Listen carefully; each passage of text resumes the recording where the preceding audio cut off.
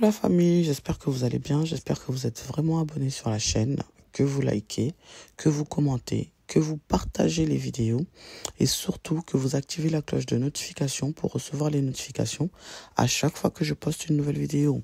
Excusez-moi, ma voix elle est pas bonne en ce moment parce que franchement là, j'ai tellement attrapé froid et que voilà, ça part, ça revient.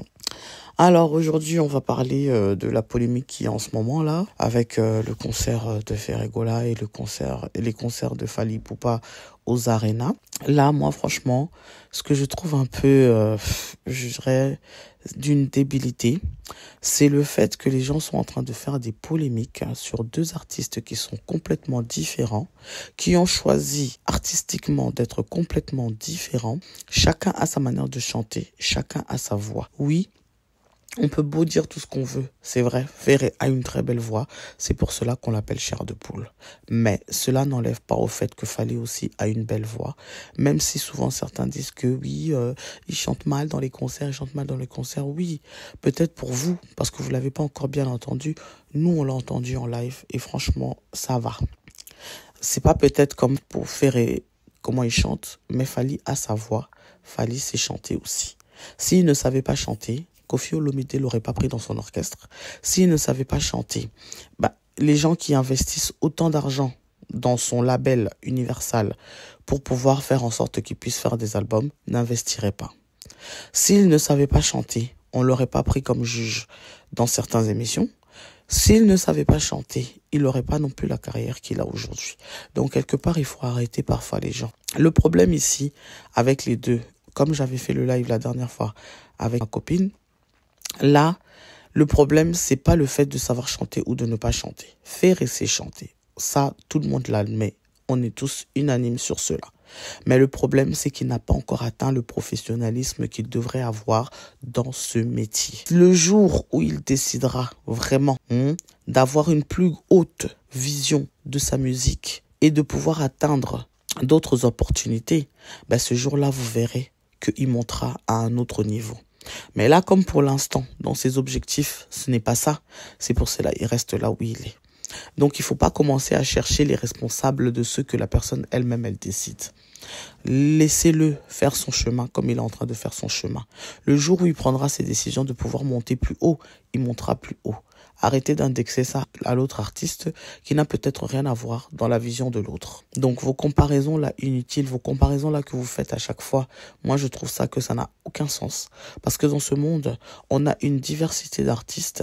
Dans chaque pays, il y a une diversité d'artistes. Et c'est pas ce qui fait que ça enlève moins ou ça rajoute plus à l'un ou à l'autre. C'est tout simplement, chacun connaît sa valeur, chacun connaît ses atouts et chacun travaille avec ce qu'il a. Et chaque artiste travaille avec ce qu'il a. Gainsbourg n'avait pas une super belle voix, mais il est devenu ce qu'il était. Notre Koffi Olomide, notre légende, notre Papako, il n'avait pas non plus une superbe voix non plus quand il a commencé à chanter, mais il est devenu aussi ce qu'il est aujourd'hui et il a pu avoir autant de succès et a pu s'améliorer aussi sur sa voix quelques années après aussi. Parce qu'il n'a pas aussi une superbe voix aussi extraordinaire non plus. Donc, il faut arrêter cette polémique parce que franchement, je trouve ça vraiment débile, mais vraiment débile. Il y a des grands papas qui ont des enfants, mais qui sont grands. Il y a des grandes mamans qui ont des grands enfants qui sont très grands. Vous êtes des adultes et vous êtes en train de faire des compétitions d'enfants. Vraiment, des compétitions d'enfants.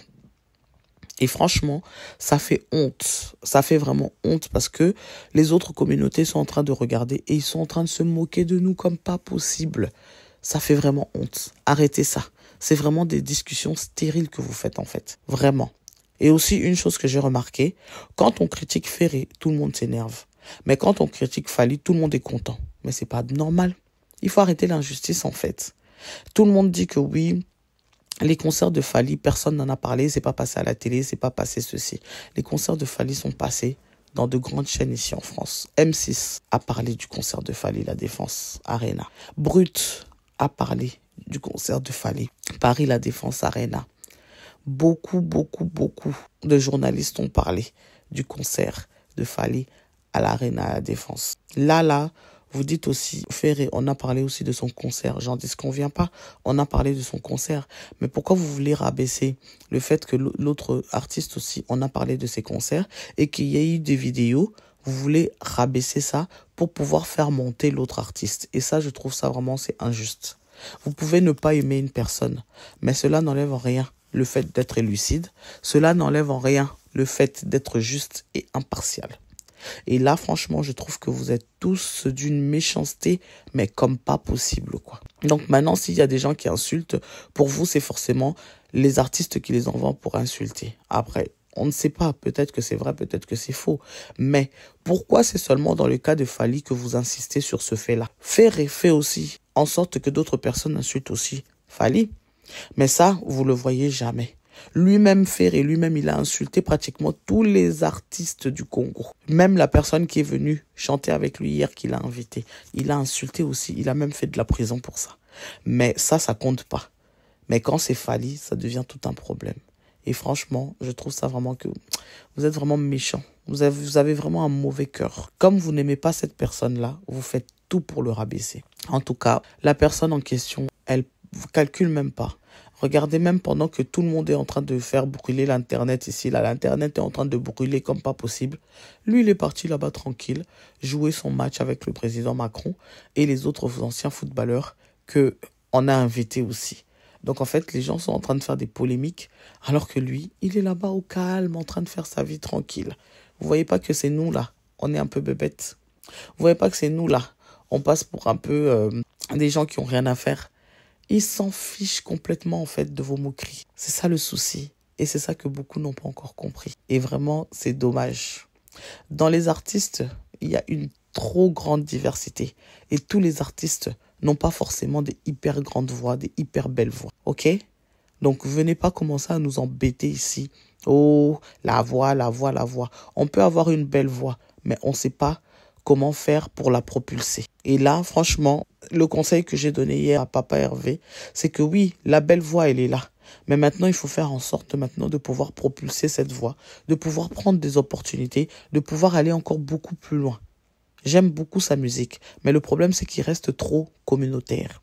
Le jour où il sortira de la communauté, c'est le jour où il va vraiment progresser. Papa Wemba a eu le même problème. Il est sorti, il est parti, et puis il est revenu parce que toute la communauté voulait le faire redescendre. La communauté l'a tiré en arrière. Alors qu'il aurait pu être, je ne sais pas à quel niveau. Oui, il était connu partout dans le monde. Mais il n'a pas pu faire cette grande carrière, mais extrême, qu'il aurait dû encore plus faire par rapport au fait que la communauté l'a tiré vers le bas. Et c'est dommage. Et maintenant qu'on a la possibilité de pouvoir avoir des artistes qui peuvent aller jusqu'à là, vous faites tout pour les descendre, en fait. Et franchement, je trouve ça méchant. Laissez ces deux-là faire leur carrière. Ferré n'est pas encore décidé à aller jusqu'à là où Fally est allé. Le jour où il aura décidé, il le fera. Laissez-les tranquilles, en fait. Laissez-les tranquilles. Ils font leur petit bout de chemin et ils le font très bien. Donc voilà. C'est tout ce que je voulais dire pour ma vidéo. Je vais vous mettre aussi les avis de d'autres personnes que j'ai pu recueillir. Congolais.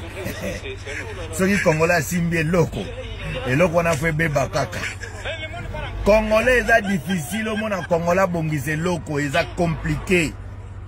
Au monde Mundele, Mundele a mis sa guerre dans Mboka na yo. Awasala ki motema mabe. Mais ki motema mabe ya Mundele, ezarna moi un peu na gentillesse, na moi amour. Mais Congolais motema mabe na ye, ezaraka pena ki ndoki, na penza na ebite na ko qualifier on ndenge nini. Mundele a mis sa guerre dans Mboka na yo, kwa yi baba minéré. Mais awa yamba ona Mboka na awa apesi ongunda ya guerre oyo ye moka bimisi na mboka na yo. Mais oye awa apesi ongunda, apesi 10 ans, ba apesi palais boulot ba installer yo. Donc asali motema mabe ya mwa bandeko na yo na mboka na yo a créer guerre, mais ayambi yo na mboka na ye apesi ongunda, apesi RSA ba nini kitoko. Donc motema mabe moko na moi gentillesse, pas motema mabe moko na moi ndamu amour. Mais comment na motema mabe moko na comprendre ti. Likambo oyo ya Fally na Ferré, likambo ya Fally na Ferré nazoko yeba te tokomokanya na niveau nini. Batu ya Fally bakomo tumba ba survêtement na bango ya ba Didas bakomo kabango, donc bata Fally baliko mona baketa Didas na bandaku na bango te. bakomo Adidas na bango, bakomo bwaka bakete Adidas. Donc bata fali balingi Adidas na ndaku te. Donc na minute on a Sabino mabale ekoti bulu yeke. Donc alingi te moi sina ye ala Adidas. Moi si pas lingi te pa kumisa ka fali mobali ala Adidas. Donc Adidas na ya bana bazo kata bazo tumba. Congolais ozana busoba boye pona nini? Congolais ozana busoba boye pona nini? Bato fali ba komo kata Adidas na bandaku na bango. Bana ba ata Adidas na bango bien komo kata Adidas ya bana. Bana ba ko sani na makambo fali. Bana ba ko sani na makambo fali.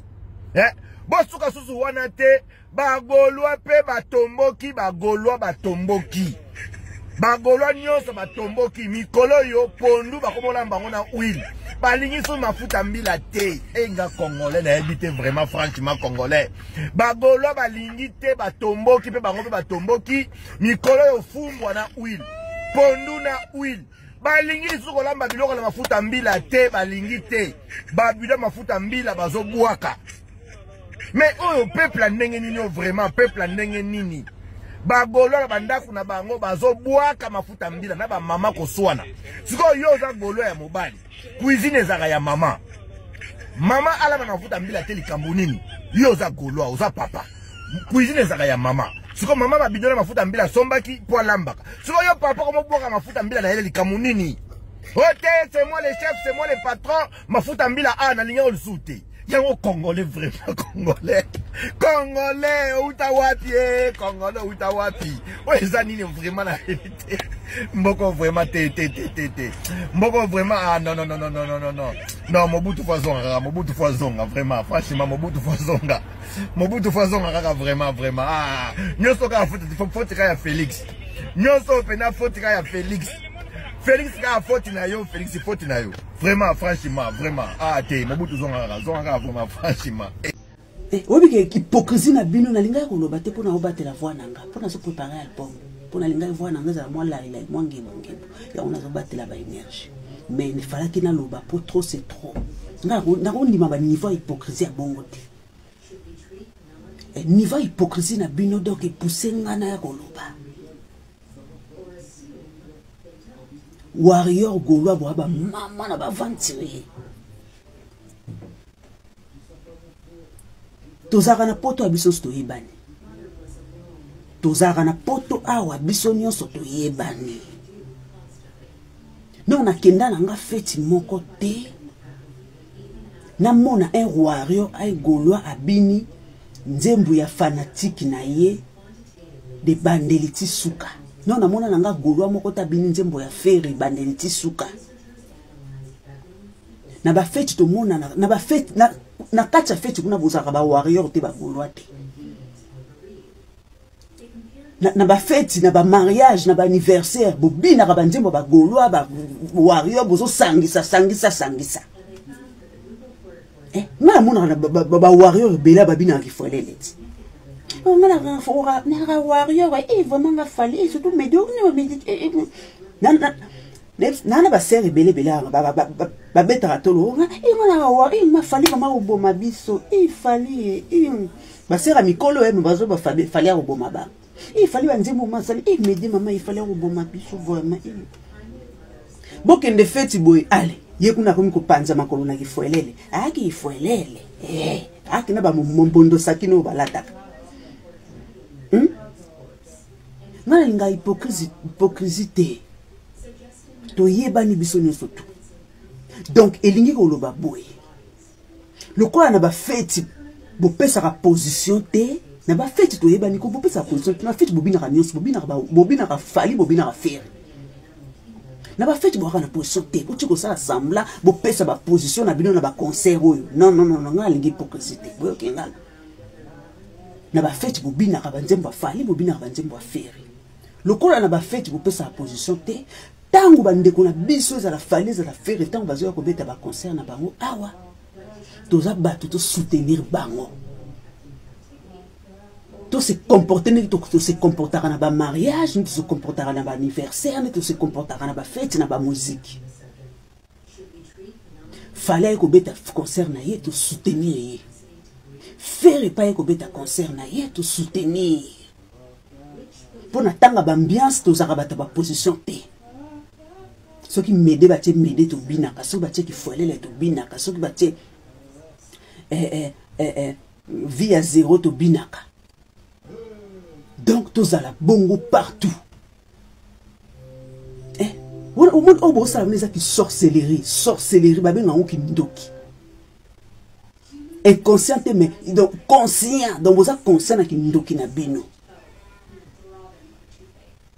ba o ba beti tolo o toza ba goloa so lundi ba on a fête o za la samedi ba okinobi na ba mede donc hypocrisie ba on na lingite donc toza batu oyo to soutenir ba musiciens na biso ba congolais Europe surtout France eza pays moko ya ebersara ba musiciens donc to zonge l'habitude na biso ya ba mikiliste ok soki ba artiste na biso ba ye to yambi bango to fuli bango ba artiste belo ba uti ki chasso ba sali succès na chassa ba ye awa ba zongi maboko vite parce que vous êtes concentré il y a détruire des musiciens moko non le bango bozo détruire bango fallait faire beaucoup mo détruire bango moralement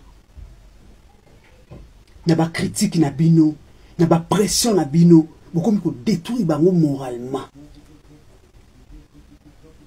France ezaki mboka moko soki musicien ya se retrouver mais belé ba ye a kutu inaperçu ba ye ba kepete do mi peut-être ba yaki ba kendaki ba mikiliste solo eza ba mikiliste autant ba musicien ba ye o ba pesa biso honneur to bande ko fula bango ko matisa bango chanson to pesa ki ba faire na ba fali to pesa ngo pe na ba artiste o bazoya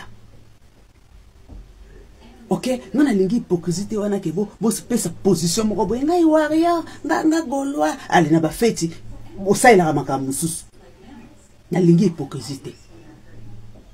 Donc, vous tika ko détruire ba musicien na ba donc mutasali abeti concert na une arena.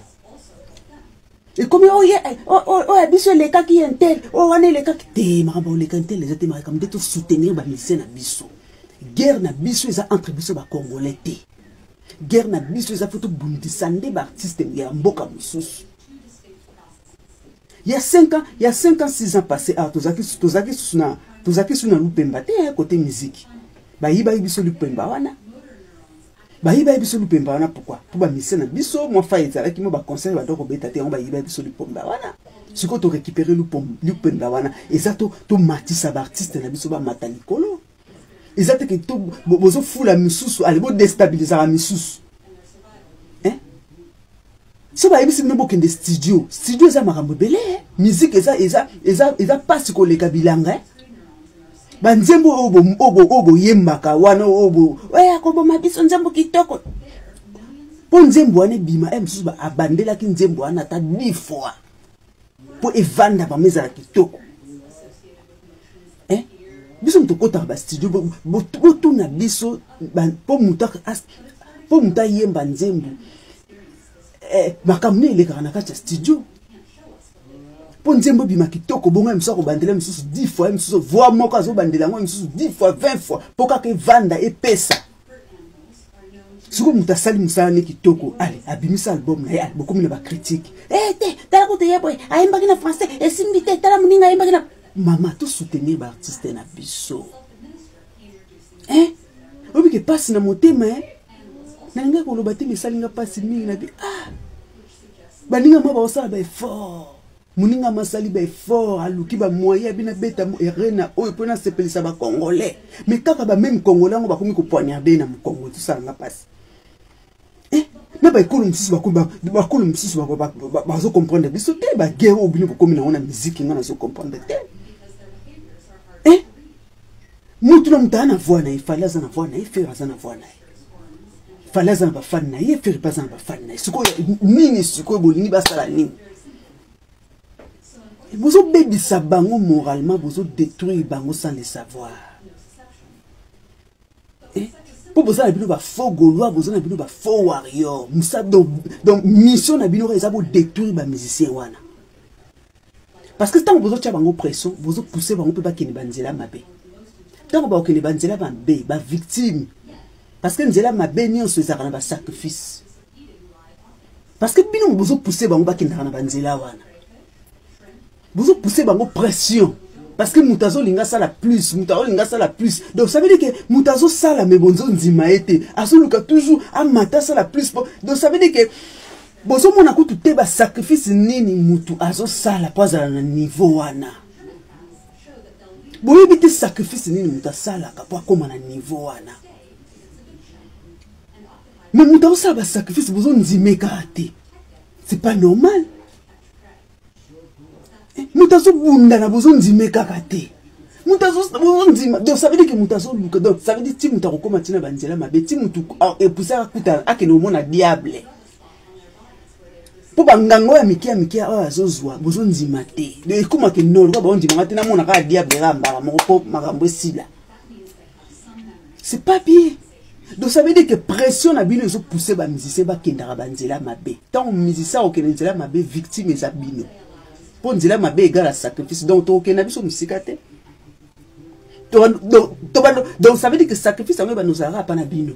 Mais vous pensez que vous avez pression. Ce que vous avez fait, botika bango ba respirer ba sala ba talent na bango, botika bango ba sala musala na bango kitoko, asali musala kitoko to soutenir to sombi. Musicien nyonso a congolais ou ya na Europe, aye ko beta, devoir na biso ba congolais za to soutenir ye tina suka. C'est ça. Ah mais bonjour. D'habitude, je ne me mêle pas de tout ça. J'aime pas, je ne me mêle pas. Mais là, franchement, ce matin, il y avait des gars.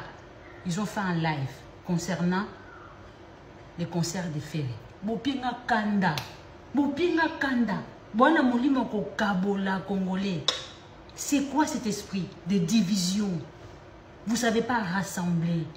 La jalousie est tellement énorme. C'est incroyable. Vous avez un don de diviser les gens. C'est incroyable. Déjà depuis hier soir, concernant les silitaires, bandit déjà comme ça la vidéo qui a copié Fali, a sali le cas Fali, a sali le cas Fali. Boy, nalobi, yo artiste, aux artistes. Bon fungoli ba live yo fungola munoko ke azanule concert zaki boring bolinga kinini. Au concert zaki nyenye banda telemaka wana tout nalobi. Bino bolinga itango akoti da podium wana abando pumbwa, abando sauter, abando kende cointi coin, poyolo ba oui je m'amuse et tout ça. Mais non, quelqu'un qui est capable de rassembler tout ce monde-là, comme il a fait hier soir et aujourd'hui, hein?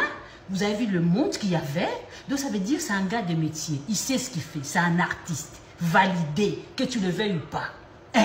Qui jalousie na au liango. Okoliango siko bokomo comparer na Fali alati lokola Fali asali boye lokola Fali na lobi yo ba HM na ono lata wana olata ngo yo moko na bazara oyo lata olata ngo yo moko si biso to landaka baninga totala nakati totala naka yo lata bloko na yo moko de quoi tu te mets au conseil les équipes pour ils ont ça ba koko et qui nyenye na lobi siko ba koko wana mno bozo ba koko ba koko bazana doit que les concerts ba koko bazana doit s'amuser c'est quoi ba koko wana ba futa na mbongo nini na matiti l'argent n'a pas d'odeur. Vous avez vu les plats, vous avez vu les plats, les gars dans quelques jours plein de pognon sur son compte mbongo na continuer l'argent va rentrer sur son compte. Toi et moi mon kate et l'autre ata yo paye ça ba life ka ngande na zolo babu na gagner le côté zéro OK et le côté zéro mais vous avez la jalousie moko mal placée. Alors, bozo na o Fali boy. Mais ça c'est la musique n'engé mon côté. Vous savez oh, vous n'avez pas de pumbo na podium ou comment? Mais vous êtes des malades, vous êtes fous. Yo nanga to embela wapi? Ata banze banza beto yemba ngo kwa manzanza. To yebo yembate. Lui c'est un artiste validé. Oh la mukana tongo yo ko comparer, yo ko loba kinga na OPC 4 sur 10. Étalité. Yo va tenir le lobby 4 services wana. Et m'a dit attention, ça va lui empêcher de dormir. Arena là, on va lui payer moins 20% de son entrée, de son concert. Tu crois ça toi? Mais le mec il en a rien à foutre. Attends, boye ko critiquer. Bo ça la ba live neye bolingi. Mais Ferré il savait qu'il allait être critiqué. Il le sait mieux que vous et depuis longtemps. Il le savait, ça ne va pas lui empêcher de dormir, ça ne va rien lui faire. Le mec, il est préparé pour ça. Yo tant vous aurez fumé ma live, vous savez, boye, annulé, concert à boring et tout ça. Papa, tu es un artiste aussi, toi. Mais vous avez ma bébé pour nous. Vous avez un diviser pourquoi? Qu'est-ce que tu fais pour rassembler? Parce que bon, on loba wake, ah, mais c'est ma Congolais, tu l'as raté. La bilo amke mkebo, yango. Tu l'as raté, yango yo. Bolingi bamsusu, bamsu boboy. Bolingi oyo boboy. Mais vous êtes des malades. Tous nos artistes, ce sont des meilleurs. Ils font danser toute l'Afrique. Et c'est l'homme qui était. Boye bien moté. Boye bien Valère Nangote. Parce que vous êtes des bêtes. Non, franchement, je suis désolé. Vous êtes des bêtes. Toute l'Afrique danse avec la musique congolaise. Vous le savez.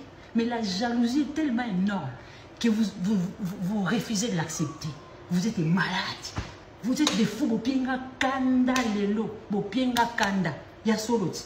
Boabala ma bé. Vous avez mon numéro kabo la bolinga na raté. Bolinga na raté. Ba artiste ne sont pas tout baza ba meilleur. Ba Kofi, ba Inox, Bi, ba faire gola ba Fali. Fallait ça meilleur. Oui, ba tout ba meilleur. Pour te bina na banze bona bango. Et c'est la moi la masina abimisi single nae. Toko bina nango. Toko soutenir moi déjà. Nango soutenir rien. Je vais pas diviser parce qu'Aza Fali Aza vérité hein. Non, il faut les aimer, il faut les soutenir. Vous avez voulu pour l'année. Vous avez été un rabais. Vous avez été un rabais à copier. Il a fait les concerts identiques comme Fali. Et alors, c'est quoi ton problème là? C'est quoi ton problème? Tu voulais qu'il s'habille comment? Il s'habille comment? Comme toi? Hein? Si toi, c'est quoi ton métier toi? Déjà, c'est quoi ton métier au Fumoli live? Au Pienga Kanda Yono, au Biwana, au PC4 sur 10 wana. Je suis sûr que toi, tu es un poubellier en Europe. Tu ramasses les poubelles en Europe, ou bien tu distribues les journaux, ou bien tu travailles chez Uber Eats. Toi. Wandoki. Au Pienga Kanda. Bimisanga na ndako na malembe tika kopeta ngai soki olingi oboma asili totisa te manzaka pourquoi osimili kongola nga naza nanga sans dépenser aki presse de loza chéri oluki moto akoboma yo poni kakanga moto nalingaka yo moto yo nalingaki akomi ndenemi motemela tima dofolo na komi kombane bolingo na balabala. Il faut comprendre que guitare il y a 4 films et Omegi Gaga. Donc voilà quoi. Donc danger de mort né to boma moto thème autonné face à la attention. Donc danger de mort Gaga. Mais faire de bonanga balobi binona fali boyoga na tête au kamusinga danse. Ah pourquoi tu vas nater? Chaud. Chaud. C'était chaud avec les trucs. Version 1. Version 1. Version 2.